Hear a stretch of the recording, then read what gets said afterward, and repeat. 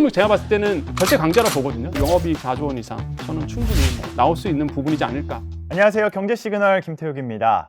네이버가 두나무를 품으며 20조 원 규모의 핀테크 공룡이 탄생했습니다. 오늘은 이 빅딜의 의미와 투자 관점에서의 네이버 전망까지 한번 짚어보도록 하겠습니다. 권혁중 경제평론가 오셨습니다. 안녕하세요. 네, 안녕하십니까. 네.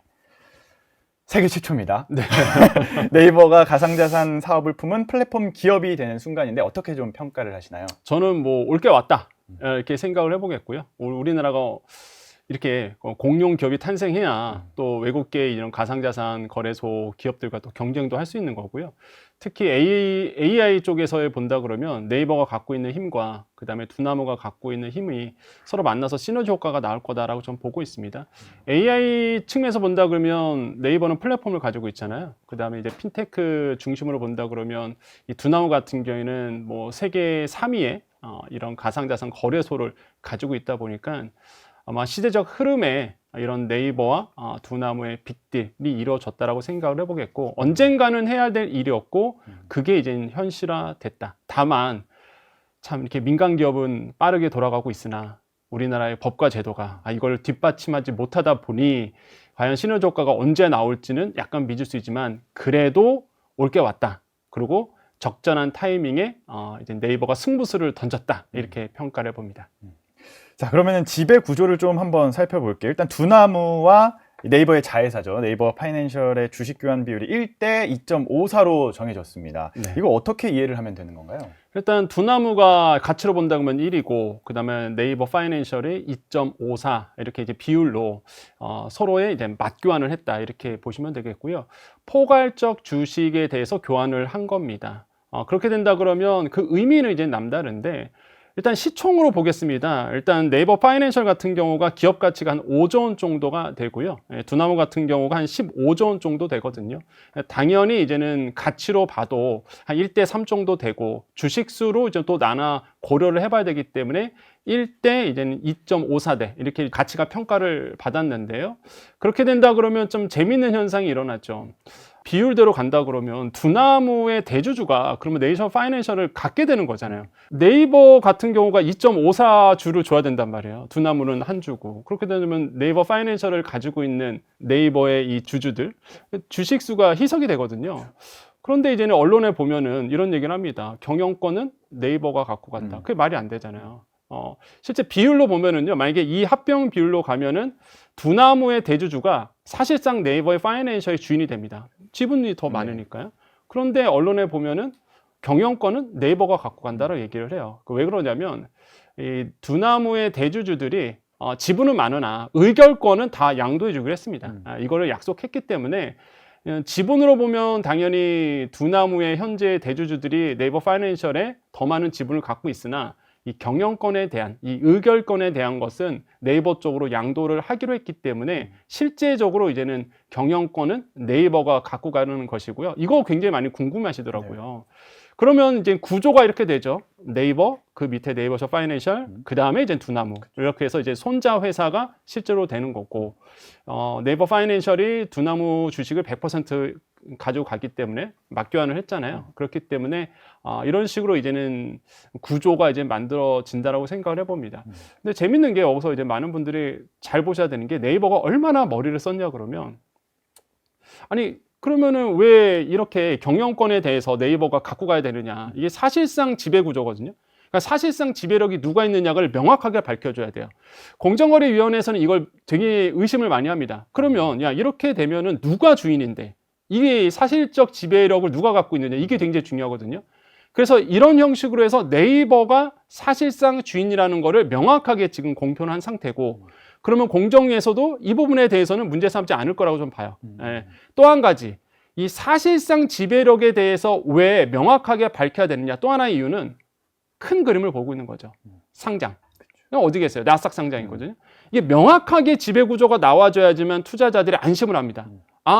네이버가 사실상 두나무를 운영하고 있구나 라는 거를 이제는 확실하게 시장이 안겨주는 거고, 그럼 투자자들이 봤을 때 명확한 지배구조가 있기 때문에 투자를 하거나 나중에 나스닥에 상장을 한다 하더라도 그때 가서 이제는 재무적 투자자들에게 설득을 할 수 있고, 이렇기 때문에 이런 사실상 지배력이 누구인가에 대한 명확성을 이번에 좀 보여줬다라는 거죠. 그래서 이런 점들이 이제 여러분께서 궁금하시는 전반적인 어떤 팩트다 이렇게 말씀드릴 수 있습니다.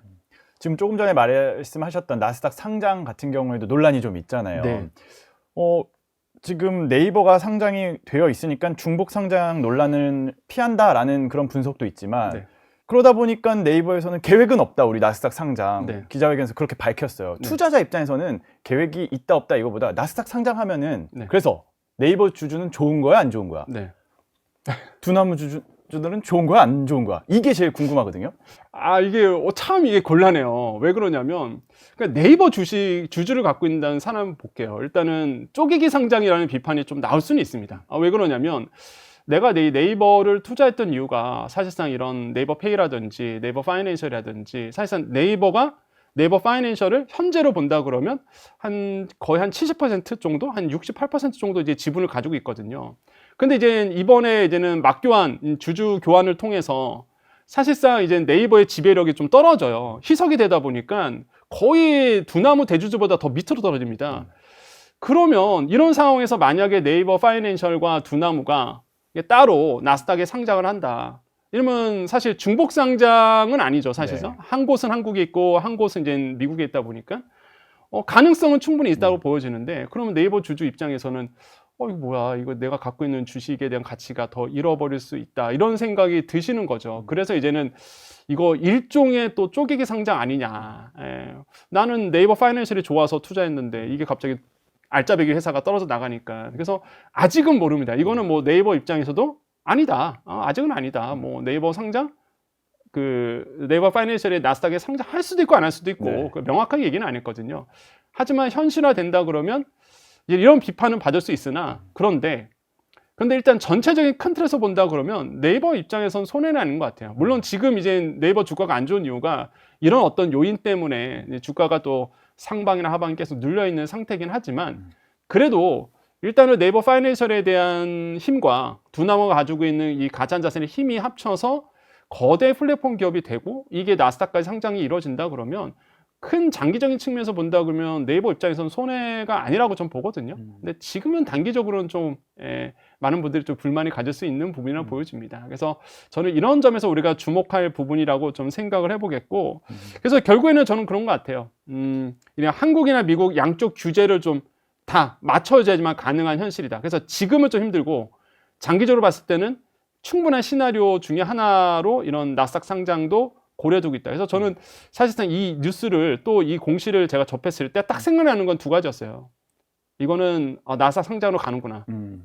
결국 또 하나는 뭐 시장에서는 워낙 스테이블 코인 얘기하지만 나스닥 네이버 파이낸셜이 또는 두나무가 워낙 스테이블 코인 하자고 이런 거 하겠어요? 글로벌 스테이블 코인을 고려하는 거라고 전 보거든요. 그러니까 큰 그림을 그려놓고 있는 거죠. 더 크게 논다. 그렇죠. 그래서 달러 기반의 스테이블 코인이 워낙 지금 대세고 대부분의 스테이블 코인 같은 경우가 달러 기반이란 말이에요. 그러다 보니까 네이버 입장에서는 이런 더 규모의 큰 이런 스테이블 코인을 하나를 또 만들 수 있는 거예요. 그게 뭐 달러 기반이 될지 원화 기반일지 모르겠지만 그래서 저는 더 큰 그림을 그리고 있다. 그리고 또 하나가 나스닥 상장. 이 두 가지를 저는 생각했기 때문에 저는 이런 점에서는 충분히 의미가 있다고 생각을 해봅니다. 지금 말씀 들어보면 사실은 저는 그렇게 생각을 했거든요. 두나무는 원화 스테이블 코인을 발행을 하고 네. 네이버는 유통 결제 확산 등을 맡게 될 것으로 본다. 이렇게 시장에서는 기본적으로 판단을 하는데 네. 이게 원화가 아니라 글로벌 스테이블 코인으로 가게 되면 네. 지금 우리가 걱정하고 있었던 뭐 법이라든지 입법 지금 진행이 안 되고 있는 거라든지 이런 것들은 별 의미가 없어지는 거네요. 또 그렇지도 않아요. 그래요. 일단 뭐 법인 자체가 우리나라에 있고 물론 나스닥에 상장하면 뭐 얘기가 달라질 수는 있으나 일단 만약에 우리나라의 법과 제도가 뒷받치지 않으면 이게 사실 스테이블 코인에 대한 제도적 기반이 좀 없어요. 우리나라는. 아시겠지만 미국 같은 경우는 지니어스 액트라고 해서 이 스테이블에 대한 규제, 제도 이런 것들이 잘 갖춰져 있고 영국도 마찬가지고 뭐 심지어 일본마저도 지금 규제화되고 제도하고 있는데 우리나라는 아시겠지만 금융이랑 한국은행과 이게 마찰이 있다 보니까 누가 주도권을 갖고 있냐의 싸움 때문에 지금 이게 진행이 안 되거든요. 뭐 한국은행 같은 경우에는 이 통하기 때문에 우리가 주도해야 된다. 감독권이 우리한테 있어야 된다. 그다음에 긴급제동권 한마디로 이런 거죠. 뱅크런이 생기는 것처럼 코인런이 생기면 이 긴급 제동에 대해서 우리가 갖고 가야 된다. 주도권을 한국은행이 가지려는 거고, 금융위는 이건 상품이지 않느냐. 이건 상품이기 때문에 민간에서, 허용된 민간에서 운영되기 때문에 이런 감독, 규제는 금융위가 갖고 와야 된다.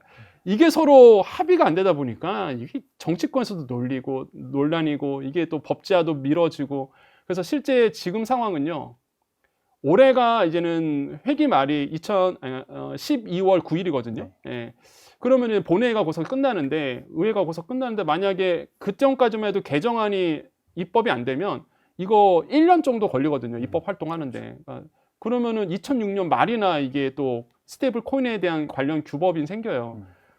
진행이 안 돼요. 민간에서 아무리 열심히 하고 싶어도 뭐 아마 코인이나 스테이블 코인에 관심 있는 분들이나 가상화폐에 관심 있는 분들은 이게 제일 불만이에요, 지금. 도대체 우리는 열심히 하려고 하는데 이런 뭐 법과 제도가 미비하고 해주지도 않고 서로 싸움하고 있고 이러다 보니까 논란이 되는 거죠. 그래서 민간에서 이렇게 큰 그림을 그리고 있지만 그걸 뒷받칠 만한 법과 제도가 지금 힘들기 때문에 일단은 시작을 한 거죠. 일단은 시작하고 좀 정치권 좀 나서주기를 좀 다시 한번 좀 권유드립니다. 네. 공동 기자회견에서 보면은 기업 융합을 선언을 했습니다. 네. 청사진을 제시했는데 향후 5년간 10조 원을 투자한다고 했어요. 뭘 어떻게 하겠다는 건가요? 일단 시너지 효과가 나와야 되잖아요. 그럼 네이버가 가지고 있는 저는 가장 큰 장점은 역시나 네이버 페이라고 생각해 보는데, 자료를 조사하니까요. 저도 깜짝 놀랐던 게 네이버 페이의 이용자 수가 우리나라에서 3천만 명이 넘어간대요. 저는 정말 이렇게 돼? 저도 되게 의아했어요. 왜냐하면 우리나라 인구가 5천만 명 좀 넘어가는데 3천만 명이나 이용한다고? 그래서 되게 의아했는데 이게 팩트더라고요 또. 그래서 그 정도로 네이버 페이에 대한 이용이 되게 많고요. 거기에다가 만약에 두나무의 가상자산에 대한 이 거래소잖아요. 업비트라는 거래소를 가지고 있다 보니까 이게 시너지 효과가 나오는 거죠. 그러니까 이런 얘기를 합니다. 네이버나 두나무 쪽에서는 이 웹 3.0 얘기를 하고 있거든요. 그러니까 웹 1.0은 읽는 구조입니다. 그 다음에 웹 2.0은 읽고 쓰는 거죠. 지금이 딱 웹 2.0이죠. 네이버, 카카오 아니면은 뭐 유튜브처럼 우리는 그걸 보기도 하고 읽기도 하고 쓰기도 합니다. 이 웹 3.0은 이거는 좀 분장 기술이 들어가는 거죠. 아마도 우리가 비트코인 하듯이 분장 기술을 통한 이제 플랫폼 기업이 되는 거거든요. 그래서 이제는 두나무가 그래서 더더욱 중요한 거고, 그래서 이런 네이버 페이에 대한 이제는 시너지와 그 다음에 두나무가 가지고 있는 가상자산에 대한 웹 3.0의 시너지가 만나서 새로운 어떤 분장 기술에 대한 이런 어떤 새로운 플랫폼이 만들어지는 거죠. 그러면 어떤 일이 일어나느냐? 네이버 페이를 가지고 이제 다 쓰겠죠. 투자도 할 수 있고, 그 다음에 비트코인도 투자할 수 있고요. 하나의 이제 통화가 우리 안에서 만들어지는 거고, 제가 봤을 때는 이렇게 큰 뜻을 갖고 있어도 과연 한국은행에서 가만히 있겠느냐. 왜냐하면 한국은행이 주도하고 싶어 하는데 만약에 이게 현실화되고 시너지 효과가 나온다 그러면 이게 쏠림 현상이, 통화량에 대한 쏠림 현상이 이제 확실하게 네이버 쪽으로 확 쏠리거든요. 수많은 사람들이 쓰고 있잖아요. 이게 거기서 스테이블 코인까지 튀어나온다고 생각해 보세요. 저라도 쓸걸요? 네. 수수료 덜 들죠. 카드 수수 안 나가잖아요. 그 다음에 소상공인 분들도 환영하죠. 2에서 3% 나가거든요. 카드 수수료가. 근데 원화 스테이블 코인 나오고 네이버에서 스테이블 코인 나온다고 그러면 안 쓸 이유가 없을 거라고 좀 보거든요. 네이버 페이를 이미 쓰고 계시기 때문에. 그래서 이런 어떤 시너지 효과가 막강하게 전 나올 거다. 그래서 저는 미래 성장 가능성을 굉장히 높게 봅니다. 이게 만약에 현실화된다 그러면 쇼핑, 네이버가 가지고 있는 가장 큰 장점이죠. 쇼핑. 그 다음에 이제 결제 부분. 이런 것과 시너지 효과가 나오기 때문에 저는 정말로 큰 빅딜이고, 이게 만약에 현실화된다 그러면 기대해 볼 만하다. 저는 그렇게 좀 생각을 해봅니다. 지금 증권가에서는 이 합병으로 인해서 네이버의 영업이익이 4조 이상 기대된다라고 하더라고요. 지금 네이버의 영업이익이 2조 한 5,600억 정도로 추정이 되고 있는데 한 50%가 증가하는 수치예요. 이게 실제로 가능한 수치라고 보시나요? 그러니까 리서치 보고서를 보면은 가장 최대한 우호적으로 봤을 때가 이제 한 4조 원 이상 이렇게 보고 있거든요. 말씀하신 것처럼 지금 네이버 쪽에서 한 2조 원 정도 넘게 나오고, 두나무 쪽에서 한 1조 원 정도 나오고, 파이낸셜 쪽에도 좀 1조 원 넘게 나와야죠. 그래서 이런 식으로 해서 이제는 4조 원 이상 영업이익을 이제 기대하고 있는 부분이 있는데, 이게 이제는 가장 좋은 시나리오에서 나오는 거고요. 그래서 시장에서는 뭐 4조 원 이상이 안 되더라도 이게 시너지 효과는 한 3조 원 중반대에는 분명히 영업이익은 충분히 창출해낼 수 있다라는 게 지배적인 판단입니다. 그렇기 때문에 4조 원 이상이 뭐 머나먼 목표는 저는 아니다. 그래서 실현 가능성도 저는 있다라고 보여지고요. 전제 조건은 일단은 불장이어야 됩니다. 불장은 뭐냐? 코인 시장이 불장이어야 돼요. 일단 두나무의 수수료, 이런 수수료 수익이 굉장히 좋아야지만 가능한 수치이기도 하고, 그 다음에 이제는 네이버 파이낸셜 쪽에서의 이런 어떤 그 페이 부분에 대해서의 경쟁 상대가 많이 없어야 되는 거죠. 그래서 지금은 제가 봤을 때는 절대 강자라 보거든요. 네이버 페이 안 쓰시는 분들이 많이 없다 보니까. 그래서 이런 간편 결제 시장이 더 확대, 이런 부분이 맞물리면서 된다 그러면 저도 뭐 영업이익 4조 원 이상 저는 충분히 뭐 나올 수 있는 부분이지 않을까. 저는 그렇게 좀 해석을 해보겠습니다.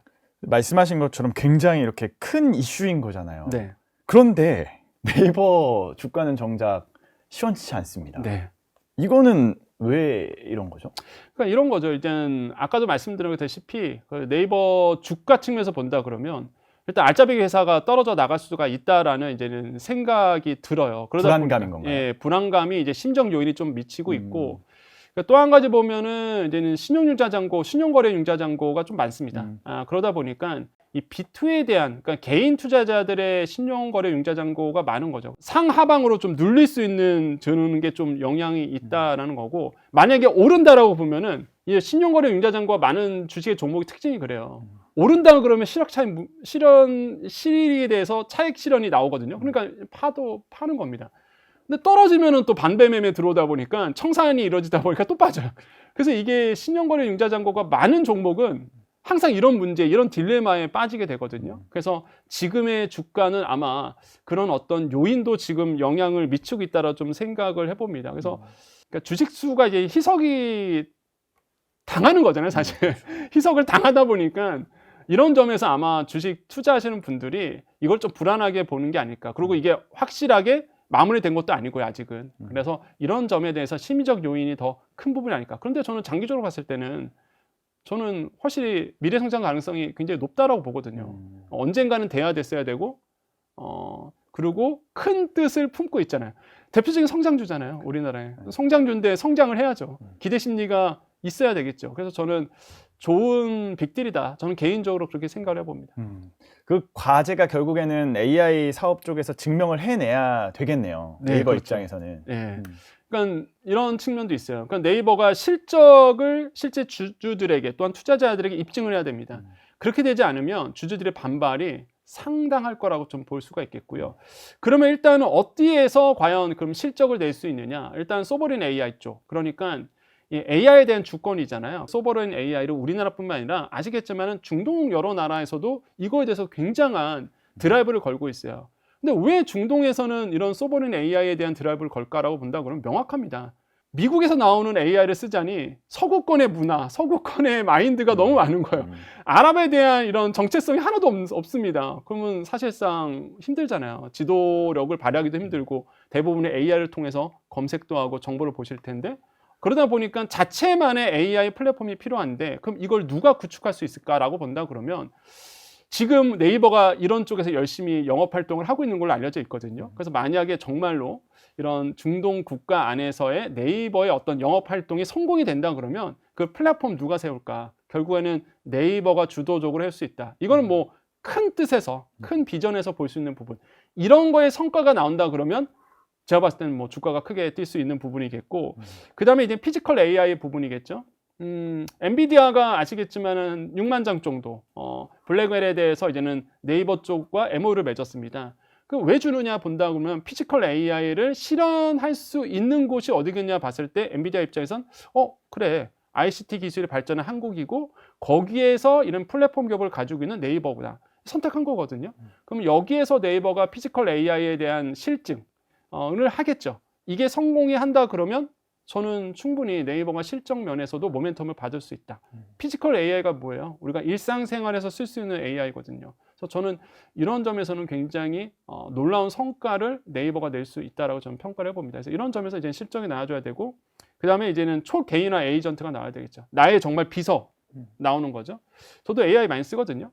뭐 챗GPT도 쓰고 퍼플렉시티도 쓰고 요즘에는 이제 제미나이가 워낙 잘 나와서 이 제미나이도 쓰고 있는데 만약에 네이버가 이런 초개인화된 AI를 뭐 지금도 열심히 하고 있으나 그래도 조금 부족하잖아요. 그래서 만약에 이런 게 튀어나온다고 그러면 저도 네이버에 돈 주고 쓸 가능성, 전 다 지금 유로로 쓰고 있거든요. 그러니까 그 기술력이 너무 뛰어나기 때문에, 그래서 만약에 이런 개인 비서까지도 네이버가 만들어진다 그러면 저는 충분히 유로를 내더라도 쓸 것 같아요. 왜냐하면 우리나라 AI다 보니까 나를 더 잘 이해할 수 있을 거 아닙니까? 우리나라 문화도 이해할 수 있고. 그래서 저는 이런 점에서는 굉장히 좀 기대해 볼 만하다 이렇게 생각을 해봅니다. 많은 분들이 좀 불안해하시는 게 또 하나가, 또 주가를 비관적으로 보시는 분들 중에서 야, 그 6만 장 갖고 과연 엔비디아가 주는 블랙을 네. 6만 장 갖고 이게 되겠어? 남들은 지금 엄청난 많은 투자가 이루어지고 캐펙스 투자가 지금 이루어지고 있는데, 근데 한편으로 다르게 한번 생각해 봤으면 좋겠어요. 일단 우리가 학습은 엔비디아가 주는 6만 장 가지고 학습은 하되 추론 부분은 뭐 네이버잖아요. 그냥 구글과 협력을 맺어서 TPU 가지고 와서 추론 영역도 할 수 있는 거고요. 또한 시간이 갈수록 제가 봤을 때는 엔비디아를 대체할 수 있는 이런 가성비 높은 AI 가속기가 전 나올 거라 보여집니다.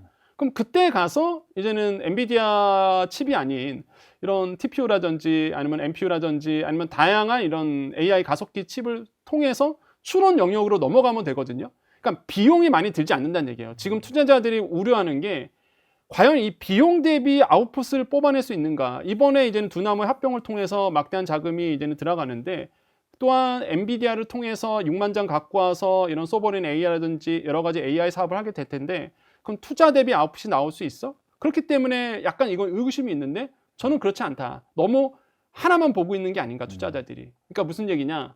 학습은 학습대로 가되 추론 부분은 가성비를 따져서 들어가면 충분히 저는 아웃풋을 뽑아낼 수 있다라고 저는 생각을 하고 있습니다. 그래서 이런 관점에서 보셔야지 계속 우리가 언제까지 엔비디아에게 종속이 돼서 무조건 블랙을 써야 된다, 이건 아니거든요. 그래서 네이버도 분명히 알고 있다라는 겁니다. 그래서 비용은 시간이 갈수록 줄어들 수 있다. 그러면 당연히 영업이익은 당연한 거잖아요. 비용 자체가 줄다 보니까 영업이익은 더 늘어날 가능성은 전 있다. 이런 점에서는 우리가 한 발자국 더 나아가서 한번 판단해 보지 않을까라고 저는 좀 생각을 해봅니다. 네이버 같은 경우에 기자회견에서 그런 말을 했어요. 글로벌 빅테크들에 비해서 뭐 연구 비용이라든지 뭐 투자라든지 이런 것들이 100분의 1 수준이다. 그러면은 과연 나스닥에 상장이 됐을 때 이 네이버가 경쟁을 할 수 있는 수준이 될 수 있을까라는 의문이 들더라고요. 네이버가 나스닥 상장하는 이유가 바로 그런 이유 때문이라고 저는 생각을 해봅니다. 그러니까 네이버 딱 하면은요, 우리나라의 국내 투자자들이나 일반 국민들의 이미지는요, 국내용 이거예요. 그래서 해외에서도 똑같습니다. 이거는 네이버는 국내용이잖아. 이렇게 딱 스테레오타입이 있거든요. 근데 이제는 그런 이유가 뭐냐 그러면 과감한 투자가 이루어져야 되는 부분이 있는데, 사실 우리나라에서는 그런 막대한 자본을 끌어들일 수 있는 영역이 없습니다. 캐펙스가 따르지 않다 보니까 파일을 늘릴 수가 없어요. 그렇기 때문에 저는 네이버의 큰 뜻이라는 거는 결국에는 나스닥 상장을 통해서 막대한 자본을 갖고 와서 자체만의 데이터 기술을 세운다는 거죠. 저는 네이버를 굉장히 칭찬하는 게, 유일하게 우리나라에서 아시잖아요. 춘천에도 있고 이렇게 데이터 센터를 각자 세워서 자신만의 AI 기술을 갖고 간다는 거. 카카오는 아시겠지만 챗 GPT랑 이제는 오픈 AI랑 힘을 합친 거 케이스고, 네이버는 자체적인 AI 기술을 개발하고 있는 거잖아요. 거기에 자본력까지 이제 투자가 된다 그러면 저는 충분히 이제는 세계 경쟁에 있는 굴지의 빅테크들, 뭐 지금으로 본다 그러면 메타라든지 아니면은 구글, 알파벳이라든지 이런 곳과 경쟁해도 뭐 너무 큰 뜻은 모르겠지만 손색이 없을 거다. 저는 그렇게 바라보고 있고, 자본력의 차이가 결국에는 미래의 AI의 시대를 압도하느냐의 차이다. 또 하나 말씀드리면, 많은 분들이 이런 빅테크에 대해서 많이 이런 말씀 하시잖아요. AI 거품론. AI 거품론의 그 진실은 이런 거거든요. 투자 대비 아웃풋이 나올 수 있느냐, 요것 때문에 AI 거품론이 있는 건데, 그럼 이제 투자 대비 아웃풋에서 관점에서 본다 그러면 저는 오히려 네이버가 더 강점을 가지고 있다라고 생각을 해봅니다. 어떤 점에서 든다 그러면 왜 이렇게 많은 AI 기업들이 미치고서 계속적으로 지금 AI에 투자를 할까? 여기서 지면은 도태된다. 이거예요, 지금. 메타도 그렇고 구글도 그렇고, 여기서 만약에 우리가 투자를 안 늘리고 여기서 만약에 끝나버리면은 우리는 실패한다. 우리는 거의 살아남을 수 없다라는 굉장히 간절함이 있는 거거든요. 네이버도 똑같아요. 네이버도 여기서 만약에 밀리면 지금은 다행히 검색 시장을 잡았기 때문에 구글을 이겨냈지만 앞으로의 AI 시대에는 만약에 이런 과감한 투자가 없고 빅딜이 없고 이런 어떤 몸집 분리가 없으면 살아남을 수 없다라는 이런 간절함이 있는 거거든요. 그렇기 때문에 나스닥 상장이 네이버 입장에서는 좀 필요하다고 보여지고 막대한 자본을 가지고 더 많은 시설 투자 들어가고 캐펙스가 들어가고 그러면서 네이버의 독자적인 플랫폼이 전 세계의 분들에게 또 인정받는 뭐 머나먼 얘기입니까? 저는 그렇지 않다. 기술은 언제든지 변할 수 있고 언제든지 바뀔 수 있기 때문에 오픈 AI가 이렇게 뜰 줄 어떻게 알았어요? 처음에. 똑같습니다. 그래서 저는 뭐 머나먼 얘기는 아니라고 생각해 보고 그 시작이 바로 이 네이버와 두나무와의 어떤 빅딜이라고 저는 그 생각을 해봅니다. 이 합병의 도전은 결국에는 위기감과 간절함 그리고 기술에 대한 자신감이 있기에 할 수 있는 거네요. 맞습니다. 예, 그래서 앵커님 말씀하신 것처럼 이런 점에서 저는 네이버의 이번 이슈가 한편으로는 굉장히 좀 환영할 만하고 다시 한번 말씀드리지만 민간에서는 빠르게 움직이고 있습니다. 제발 좀 법과 제도, 제도권에서 조금 움직여 주기를 다시 한번 좀 간곡하게 부탁을 드리고 싶습니다. 자, 그럼 마지막으로 이 네이버와 늘 비교를 하는 게 카카오잖아요. 네. 이 카카오 같은 경우에도 뭐 김범수 리스크 해소가 됐고 네. 오픈 AI 협업 소식도 있는데 카카오 전망은 어떻게 보세요? 그러니까 이런 거예요. 이게 저는 그렇게 생각하거든요. 만약에 이게 네이버와 카카오가 있어요. 네. 근데 내가 한계가 있고 돈에 대한 자본에 대해서 출자에 대한 또한 투자할 수 있는 여력의 한계가 있고 어디에 투자할래라고 본다 그러면 저는 뭐 둘 다 좋은 기업인 건 맞습니다. 하지만 지금 상황으로 본다 그러면 전 네이버를 선택할 것 같아요. 예. 그 왜 그러느냐? 성장주입니다. 둘 다 성장주인데 더 많은 꿈을 꾸고 있는 곳이 어디겠느냐라고 본다 그러면 저는 지금 네이버인 것 같아요. 그러니까 네이버가 사실 두나무를 품에 안는다. 그럼 왜 품에 안겠어요? 더 큰 뜻이 있는 거. 아까 말씀드렸잖아요. 스테이블 코인에 대한 가치. 그 다음에 이제는 나스닥 상장. 그 다음에 더 나아가서 이제 세계의 이런 가상화폐 시장에 대한 주도권을 갖고자 하는 큰 뜻이 있거든요. 이런 데서 본다 그러면 성장에 대한 모멘텀은 확실한 네이버가 저는 가지고 있지 않나라는 생각을 좀 가지고 있습니다. 근데 이거는 좀 리스크가 따라요. 하이 리스크 하이 리턴이잖아요. 그러니까 네이버에 대한 지금 주가가 안 오르는 이유는 이게 공격적인 투자자들만 지금 들어오고 있거든요. 그러니까 미래의 성장 가능성을 베팅을 하는 거죠. 그렇기 때문에 내가 투자 성향이 나는 좀 공격적이다 하시는 분들은 저는 네이버가 더 맞지 않을까라고 보고, 근데 나는 약간 보수적이야. 그러면은 지금의 이제 카카오 같은 경우가 뭐 친구 송금 아시잖아요. 친구한테 송금하는 거. 그거 되게 많이 사용하시더라고요. 그렇죠. 이런 점에서의 어떤 실생활 안에서의 오토 서비스라든지 아기자기한 건 또 네이버가 잘해요. 아니, 카카오가 잘해요. 그래서 내가 약간 보수적이거나 아니면은 내가 좀 안정하게 가겠다 하신 분들은 뭐 카카오에 대한 투자를 할 수 있겠지만, 만약에 이제 조금 더 과감한 투자라든지 공격적인 투자를 본다 그러면 저는 당연히 이제는 뭐 핀테크에 대한 지금 강한 드라이브를 걸고 있는 이런 네이버에 한 표를 던질 수 있다. 저는 그렇게 생각을 해봅니다. 국내 증시가 더 성장하기 위해서는 이렇게 네이버랑 카카오가 둘 다 잘 그럼요. 성장을 네. 해야 되지 않나라는 네, 생각이 맞습니다. 들면서 오늘 말씀 여기까지 듣도록 하겠습니다. 권혁준 경제평론가와 함께했습니다. 고맙습니다. 네, 감사합니다. 저희 경제 시그널 영상 많이 봐주시고요. 좋아요, 구독, 알림 설정 부탁드립니다.